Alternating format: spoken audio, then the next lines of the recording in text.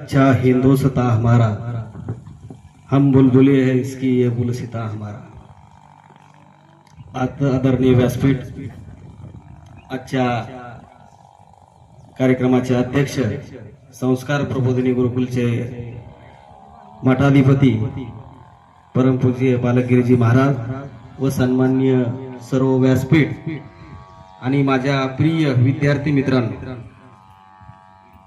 खरं तर आज 15 ऑगस्ट 1947 म्हणजे भारताला स्वातंत्र्य मिळाले. भारताला जरी 15 ऑगस्ट 1947 ला स्वातंत्र्य मिळालं असलं तर आपण निजाम राजवटीमध्ये होतो, म्हणजे हैदराबाद संस्थानामध्ये होतो. आपल्या मराठवाड्याला 17 सप्टेंबर 1948 रोजी स्वातंत्र्य 1 वर्षानंतर मिळालं.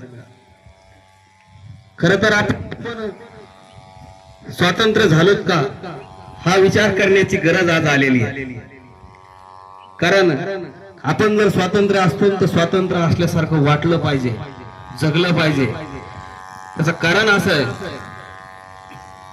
नेताजी सुभाषचंद्र बोस जपानचा दौरा त्यांनी एकदा केला आणि जपानचा दौरा करत असताना 6 ऑगस्ट 1945 ला अमेरिका आणि जपानचं दुसरं महायुद्ध झालं. त्या महायुद्धामध्ये अमेरिकेनं जपानच्या हिरोशिमा आणि नागासाकी या 2 शहरावर अणुबॉम्बचा हल्ला केला आणि अणुबॉम्बचा हल्ला केल्यामुळे जपानचं संपूर्ण उद्ध्वस्त झालं आणि उद्ध्वस्त झाल्याच्या नंतर त्या शहराला, त्या देशाचं अमेरिकेसमोर शरणागती पत्करली.